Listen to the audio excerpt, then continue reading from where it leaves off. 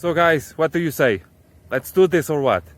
Let's make Alfa Romeo great again ourselves, okay? For any of you that are watching this video right now, consider buying an Alfa Romeo, or at least driving one. It is the most exciting thing on the automotive world.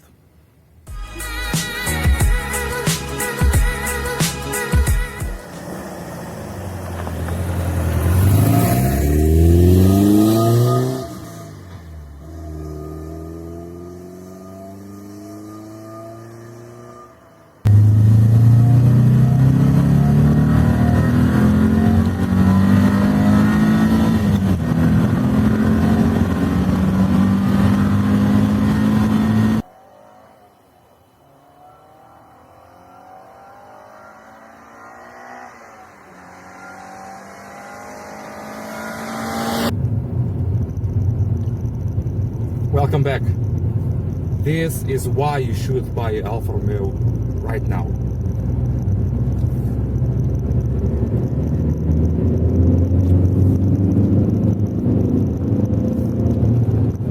So like I told you on my Q&A videos, it's very important for the brand to be recognized as a good brand. It is a good brand.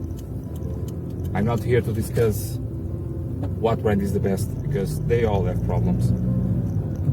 But if you want to see Alfa Romeo great again, you don't need just to believe on the politics and the CEOs and whatever.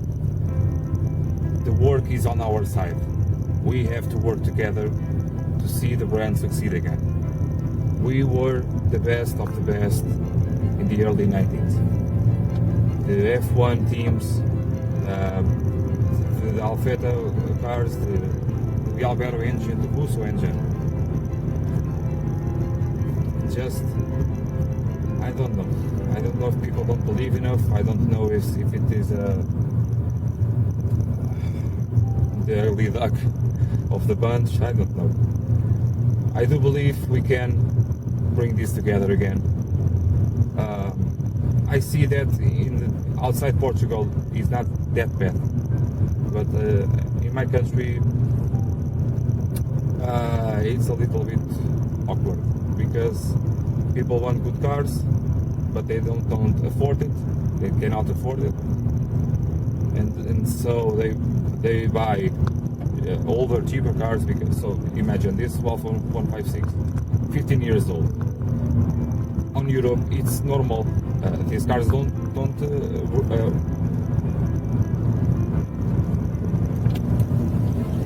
you don't see these cars on the road anymore. It's a old car, okay? In Portugal, this is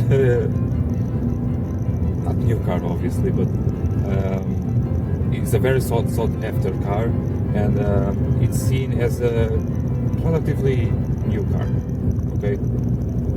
Sorry. And then people say, oh, this is broken, that does not work. 15 years of work. A lot of things don't work after 10 years, after 5 years. Mainly with the products today. So I think the confusion is in people's minds, in people's heads.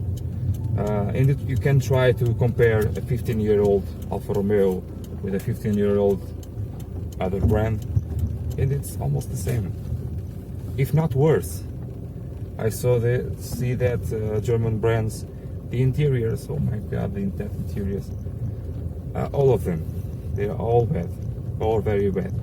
But people don't say anything. They bought that cars and oh, it's normal, it's a good car. Okay, it's a good car. Shut up. What do you think it's a good car? It's a car free of problems?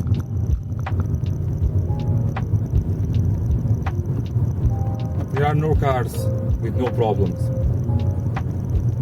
They are not now, not ever. With the crisis increasingly often, the brands become groups, and the groups eliminate the brands. sometimes for a profit, and others for survival. Despite all of that, Fiat was always trying to keep up with Alfa Romeo, bringing the best of them for Alfa.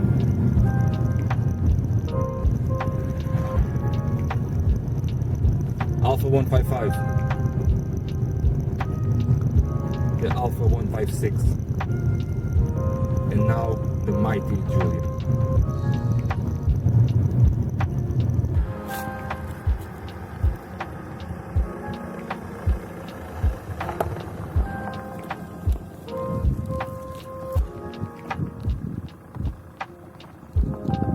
Yes, above all, Alfa Romeo. Through the time, through his many changes, above all, it is a good brand.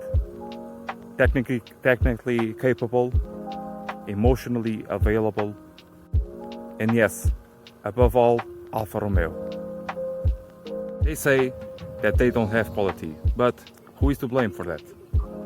In a market that is increasingly difficult, low sales and lack of quality do not go hand in hand. It is the snowball effect that initiates and continues. For me, the solution is very simple: diversity and individuality. Against me, I speak because I owned a lot of fashion cars, brands, and I felt a little bit one more guy, one more copy of the next guy who has the same car. Every car on the road is always the same, except for this. This is very special. Even in places that may have more quantity of Alfas, they are always very special to look at, very special to own. I think this is a real thing, a real problem, because another day ago my friend asked me, what do you think of my car? It was a BMW something car. And I answered him, look, do you bought the car for yourself or for your friends to like your car? And I think that is the main problem in today's fleet of cars around the globe, is people buy the car because their friends think it is the best car for them, for looks, for fashion, for whatever.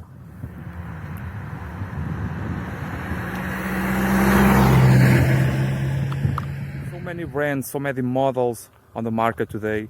We always see the same cars, the same, not the best cars even. It's very strange. If you want to buy a car, buy the car that talks to you, because you are owning it for a long of time. You can buy it for the sound, for the way it drives, but for me, it's a mix of all that.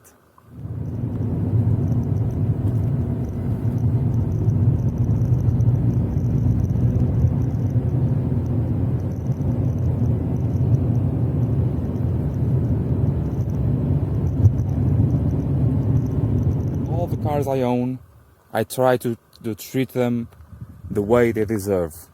Each of one individually. I have my Alfa 156, as you can see. I have my very special Alfa 33. It's a very special reason why I have this car. And I also have my Alfa 75 that is currently under repair. And my Alfa 155. The Alfa 155 is not so loved in the community because it's a turbo diesel, but I like it a lot. It's my daily car, and I really like that car.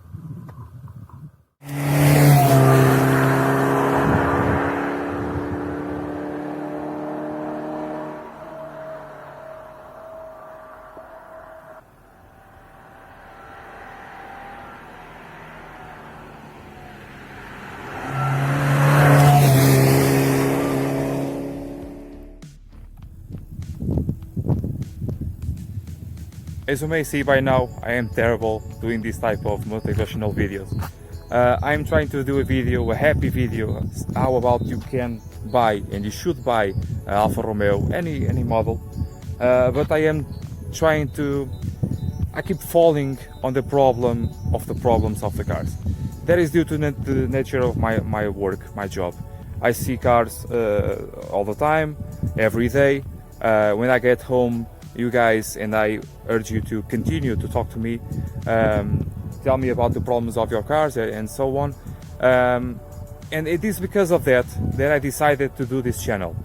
This channel is to try to figure out why do cars fail, every brand, but in particular why Alfa Romeo.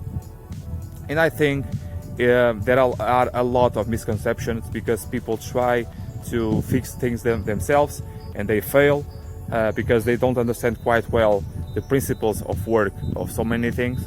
And because of that, because we try to do things ourselves, maybe that's because the Alfa is so bad spoken of. That is an expression, okay? And so, but wait, I'm trying to tell you in this video, you really should buy Alfa Romeo. You should at least buy one to see what it's all about. It's impossible not to drive an Alfa Romeo and not feel somewhat different. In this case, for example, this Alfa 156, it is one of the most beautiful cars Alfa has ever made. I love this second version, this second redesign, facelift, whatever you want to call it. I like a lot of the facelifts of Alfa Romeo. I like a lot the Alfa 156 facelift, the 33 that I have, and so on. But for example, for you that don't have a GTD engine or a Mjet engine, or don't know about these engines here last you 800,000 kilometers or more, if you take care of the car. Okay, if the maintenance is always correct, if you change your fluids when the brand says so, not the dealer that sold you the car, the guy that works on the shop. Okay, you should pay attention to them, not just for this car, but for every brand and every model. Do your do your fluid changes. Yes, these engines are very capable of doing a lot of kilometers. I already saw a 10 valve 2.4 engine do 900,000 kilometers. It does not have more because its owner is no longer with us, and I don't know where the car is. So they are very capable cars. I urge you to please try to not, if you don't want to buy, please drive one of these. It's very, very special.